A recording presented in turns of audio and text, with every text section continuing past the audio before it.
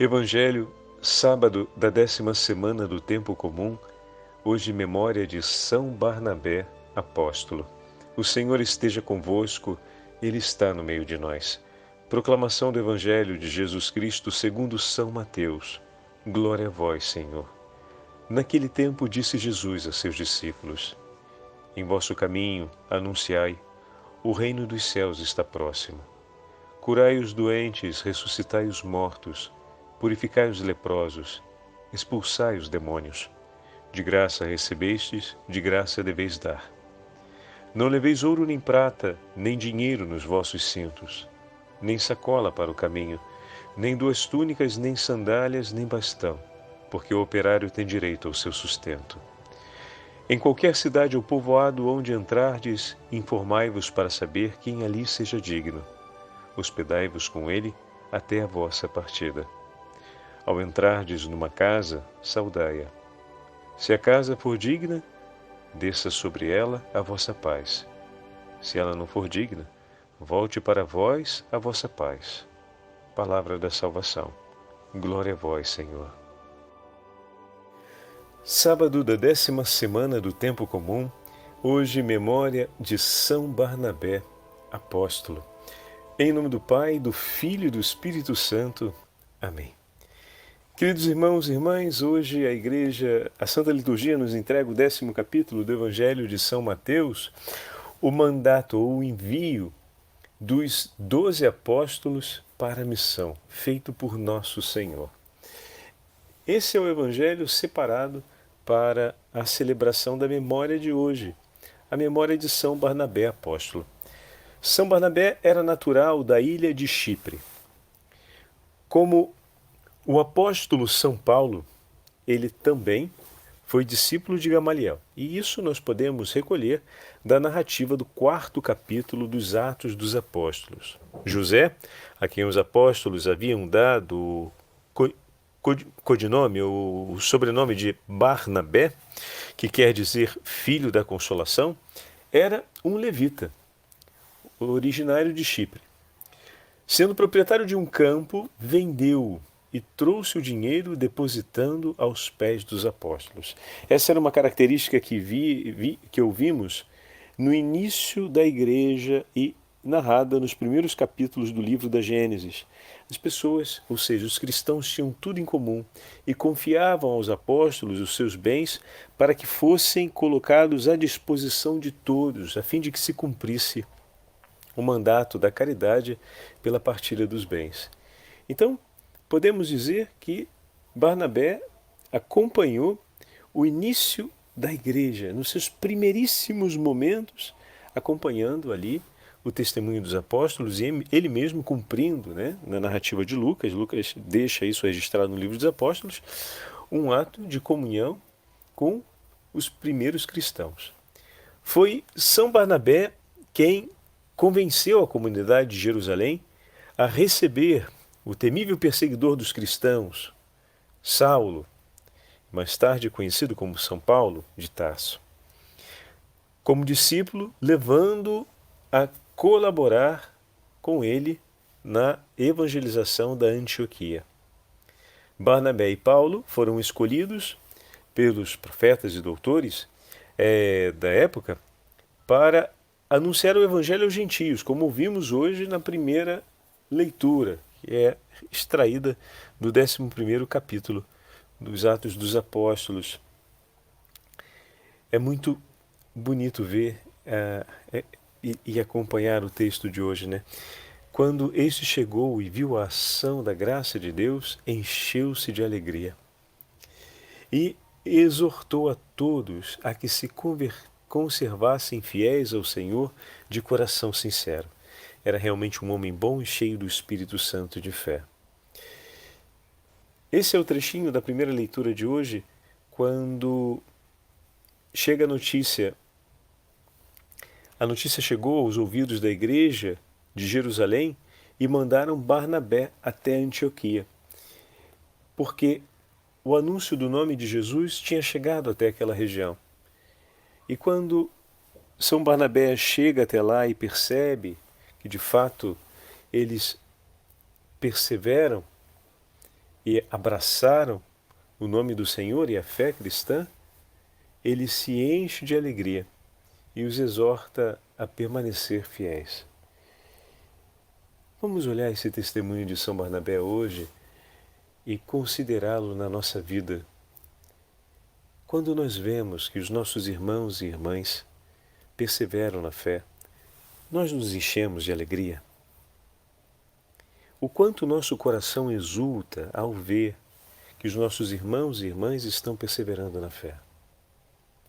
Quantas provações passamos durante esse tempo de pandemia, quantas dificuldades as nossas famílias enfrentaram, a nossa comunidade religiosa enfrentou, o nosso presbitério enfrentou. E quando nós vemos, por exemplo, um irmão sacerdote celebrando a Santa Missa com piedade, ou então, depois de tantas agruras suportadas, está ali perseverando na fé, o quanto o nosso coração se enche de alegria ao ver esse testemunho. Uma reunião do clero que façamos, por exemplo, por forania, e encontramos ali os nossos irmãos vindo das diversas paróquias e realidades e participando juntos. O nosso coração se enche de alegria vendo isso. Mas padre, isso daí é só uma reunião. É mais um ato administrativo do governo da diocese. Mas é um ato de perseverança. E se temos a chance de começar juntos, rezando a liturgia das horas, que seja, por exemplo, a hora média. Qual foi a última vez que você conseguiu sentar com um irmão teu sacerdote para rezar com ele a hora média? Talvez na última reunião de forania. Não é verdade? E que bom que temos a chance de poder rezarmos juntos, que o nosso coração se encha de alegria por essa experiência, que é uma experiência que testemunha para nós que o Senhor está conosco por nós, que aquele lugar é um lugar digno de paz, quando olhamos para o Evangelho de hoje, né? Se ali houver a paz, a sua paz permanecerá. Mas, padre, muitas vezes podem ter discussões e polêmicas durante a reunião. Como podemos dizer que aquele lugar ali de fato é um lugar de paz, sendo que essas coisas vêm a acontecer? Bom, é verdade. Nem sempre os corações que desejam a paz se deixam pacificar pelo Espírito Santo, o que faz ver ainda mais a necessidade de não apenas rezarmos juntos em um momento a liturgia das horas, mas cada vez que rezamos a liturgia das horas, por exemplo, rezarmos pelos nossos irmãos e irmãs, pedindo que cada vez que estiverem diante de Deus, os seus corações estejam dispostos a serem pacificados pela ação do Espírito Santo. Olha aí, é dessa forma que a gente vive a experiência da integração da fé no nosso cotidiano, meus irmãos. Não é mágica, mas cada experiência do dia a dia, uma vez que estamos perseverando na fé, nos leva a essa compreensão, não se improvisa. A verdade é essa. Muitas vezes acontece sim, depois que terminamos de rezar, não se vê a paz na continuidade da reunião. Por quê? Porque os corações não se deixam pacificar por Deus. E aí o que a gente faz? Diz, realmente aqui não tem a paz e basta? Não, pelo contrário. Isso diz que a gente precisa não apenas de um único momento de oração juntos, a gente precisa de muito mais, mas dificilmente teremos. Porém, diariamente temos a ocasião de poder rezar por essa intenção. E quantas vezes nós rezamos nessa intenção concretamente? Poucas, né? E a nossa reunião do clero, que mostrou a completa falta de paz durante a reunião, por que não a tomamos como uma intenção que o Senhor nos entrega e explicitamente, né? Está na cara, olha aí a intenção, é para rezar por essa intenção. Mais evidente do que isso não dá, né?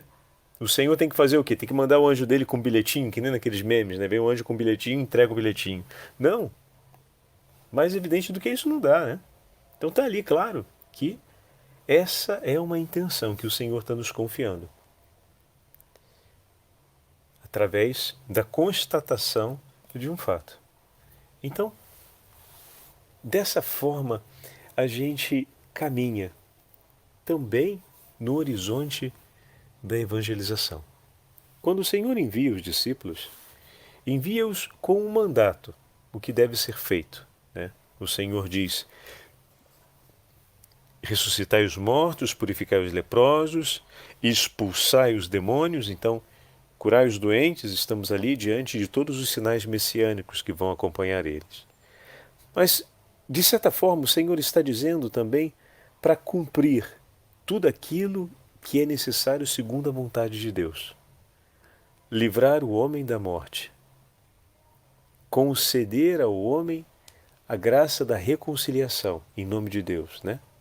A cura da lepra, já falamos sobre isso em outras ocasiões. Se a lepra era considerada uma punição por um pecado, curar da lepra significava a declaração sumária de que Deus perdoou e se reconciliou com aquela pessoa, não é verdade? Então, a missão era curar o homem do pecado e da morte, né? Curar o homem do pecado e da morte. Estabelecer a reconciliação de Deus com os homens, anunciar essa reconciliação e submeter pela autoridade divina o inimigo de Deus. 3 necessidades. Mas ao mesmo tempo, o que o Senhor está dizendo para os apóstolos é: olhai e realizai aquilo que é necessário. Como assim, Padre Fábio? Porque você não sabe, quando você chega numa cidade, o que vai ser preciso fazer por primeiro.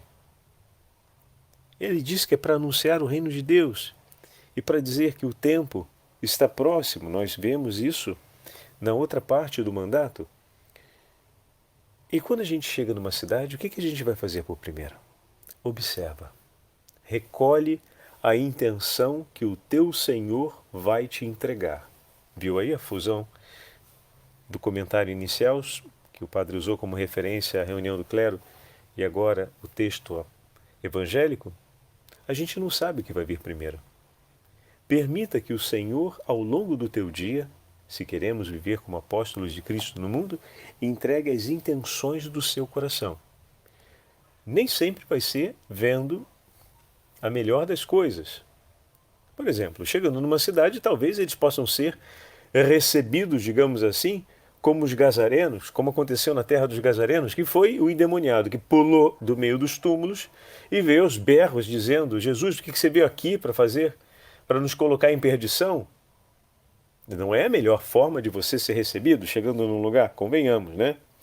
Mas o ponto aqui não é ser recebido ou não recebido, mas o que precisava ser feito por primeiro ali, ou seja, o que Deus queria que fosse feito por primeiro quando Jesus desembarcou naquela terra. Podemos fazer todas as explicações teológicas do significado daquele exorcismo e da relevância daquele exorcismo naquele momento da missão histórica de Jesus.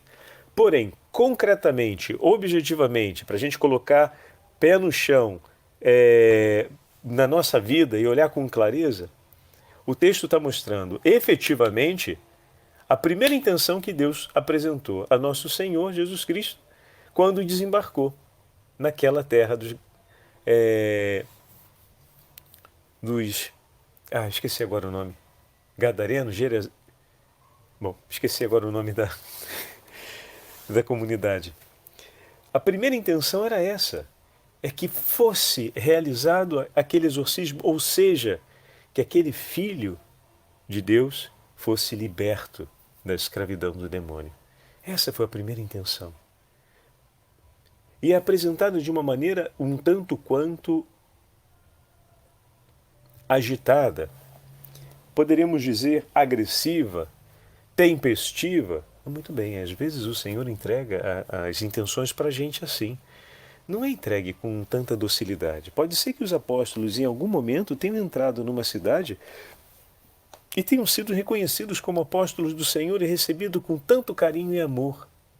Mas talvez em uma outra cidade tenham sido percebidos com a máxima antipatia, ou em outra cidade, quem sabe, tenham encontrado por primeiro uma pessoa enferma que lhes pediu ajuda. E eles impuseram as mãos ou oraram por elas em nome de Jesus e ela ficou curada.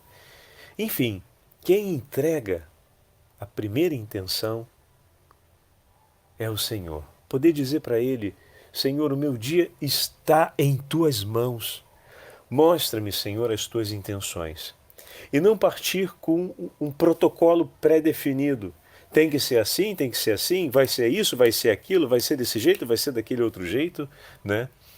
O Senhor vai mostrar, às vezes, por exemplo, vamos pegar o mesmo exemplo da reunião do clero, né? Eu vou para a reunião do clero e exatamente ali encontro um amigo que não via há muito tempo, da mesma forania. E de repente ele vem com toda a satisfação, me cumprimentar, me dar um abraço, falar: rapaz, olha quanto tempo a gente não se vê, poxa, que bom, fico feliz de te encontrar aqui. E daí você nota que teu amigo está bem, tá demonstrando muita felicidade, e você fala: poxa, fico muito feliz, estou vendo que você está bem, te sinto tão animado, tão vivo no entusiasmo. E aí ele vem para você e fala: rapaz, eu estava para te contar isso. Lembra aquele problema que eu tive administrativo com aquela situação do funcionário assim, assim, assim, assim? Sim, lembro.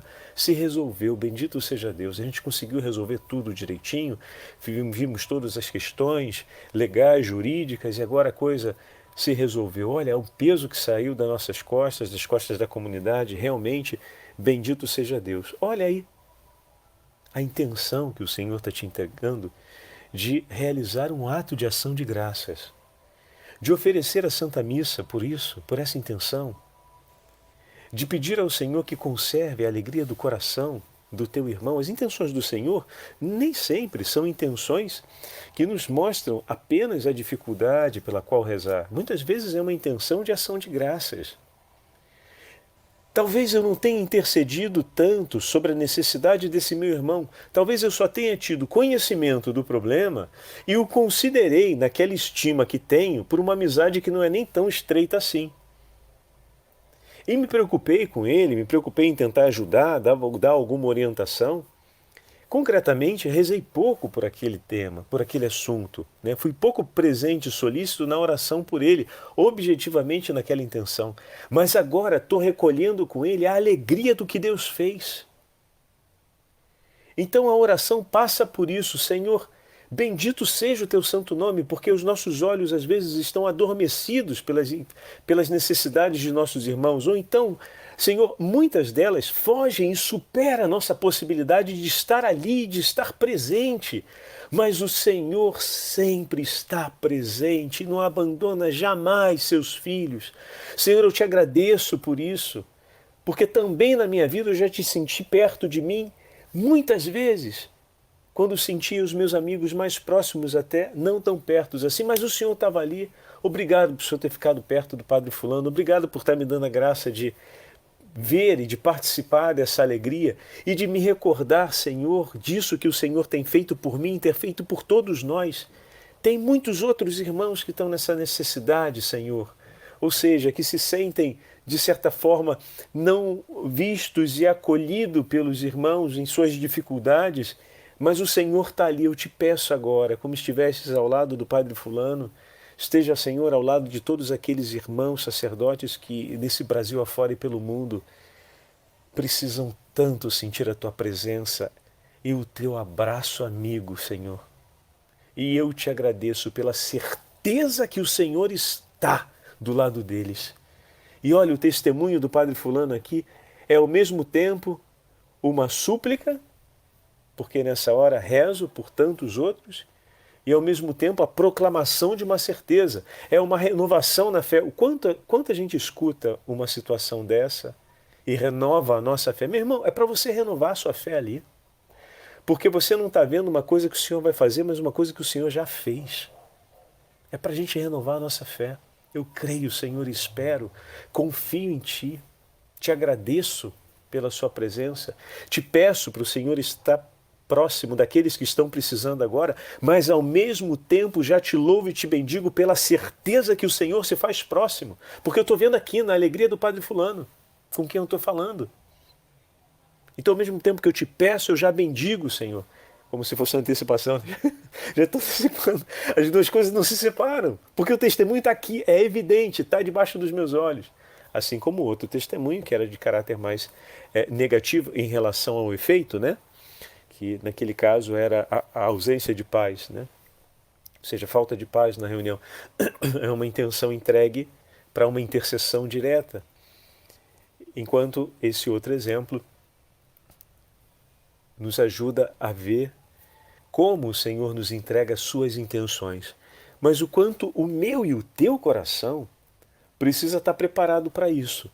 Precisa ser um coração que crie o hábito de todos os dias dizer: Senhor, conduz o meu dia e me faz ver as intenções do teu coração, porque são elas, Senhor, que eu quero, com elas é que eu quero rezar hoje.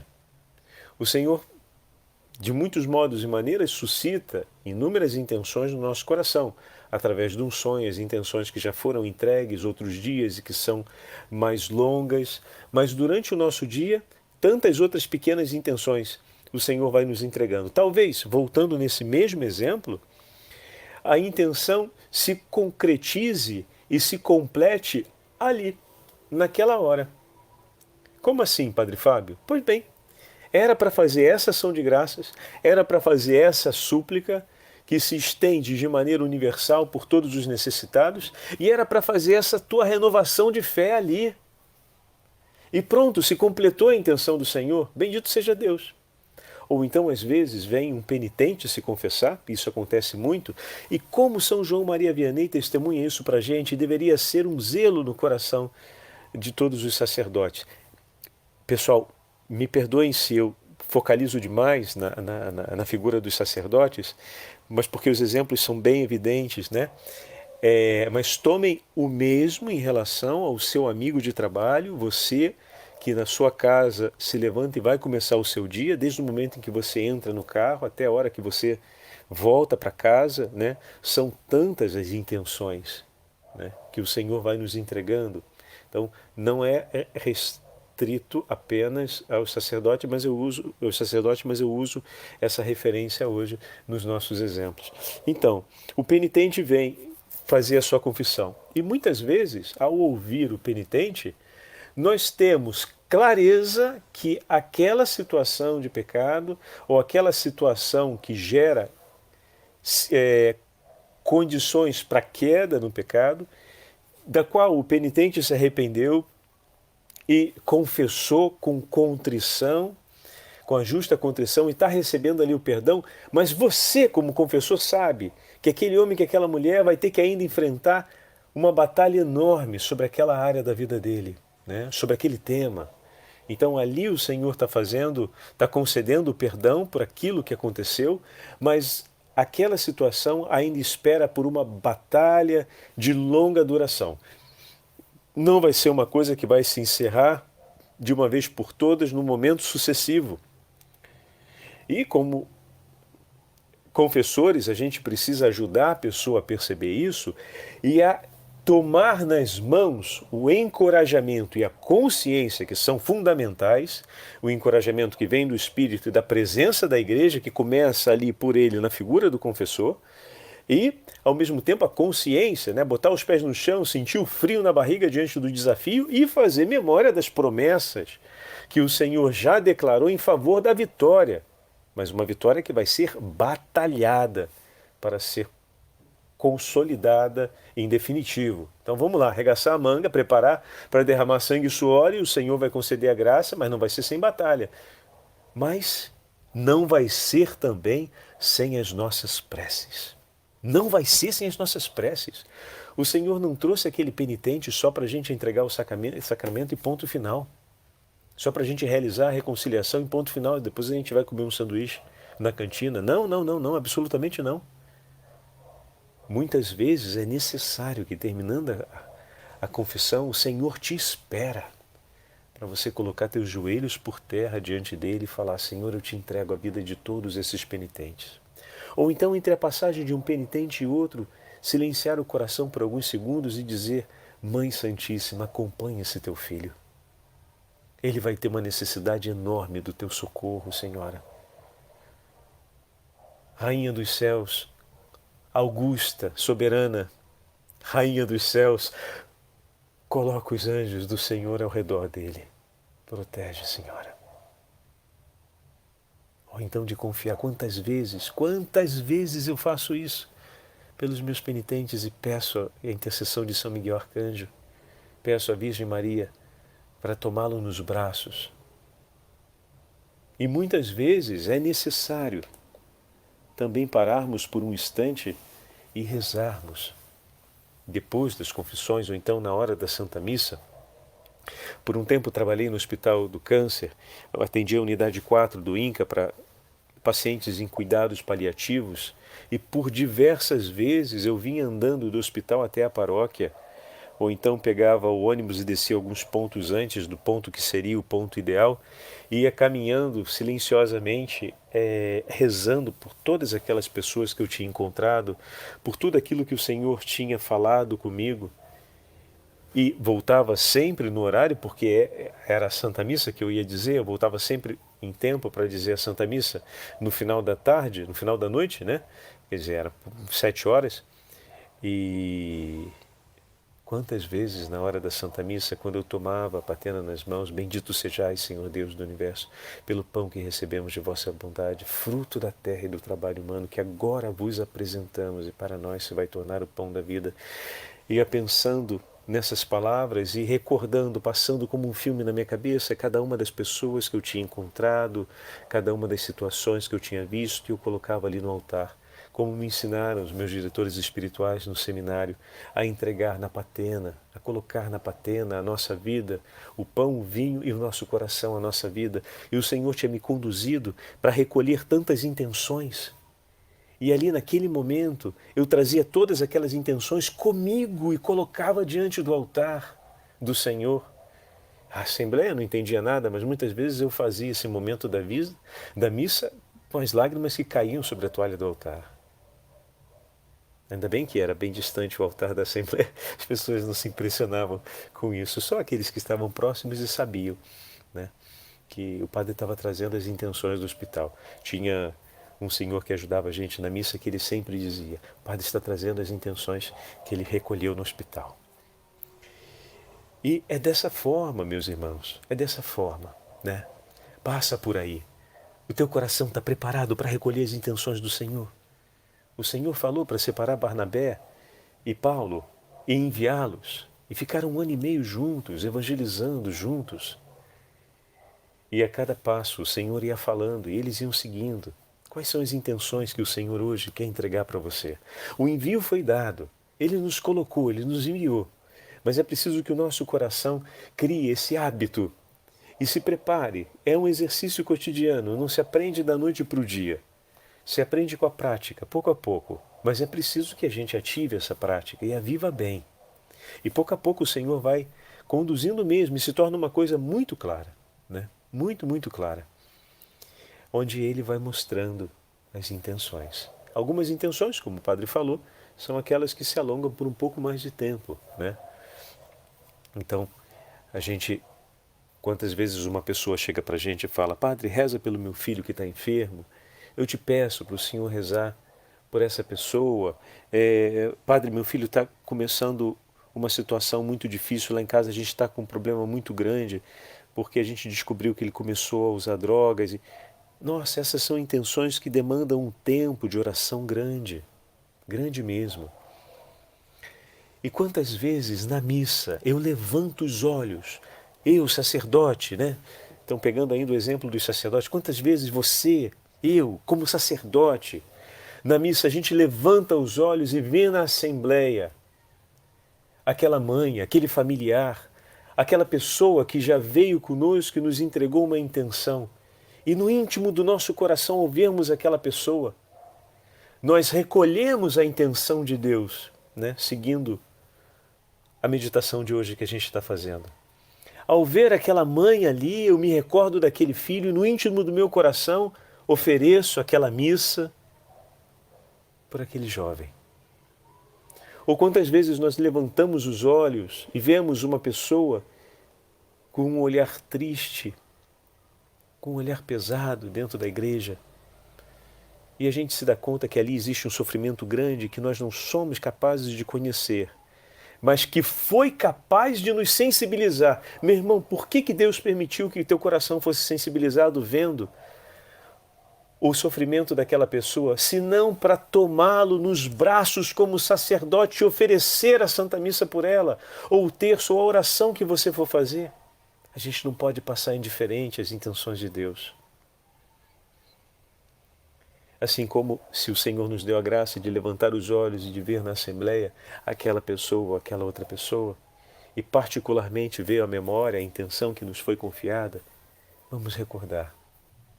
O Senhor nos deu essa graça e nos sensibilizou para tal, para que aquela intenção possa ser nossa, possa ser do teu coração de padre, que tem aos olhos de Deus, meu irmão, uma estima tremenda. E te digo mais, o teu Senhor sabe a quais corações confiar as necessidades maiores de seu filho. Deixa Deus contar contigo e deixa Ele contar para você o que Ele quer te entregar por amor, para que você cuide como um bom pastor. É dessa forma que os discípulos partiram. É dessa forma que nós partimos também, todos os dias, enviados pelo Senhor na nossa vida cotidiana.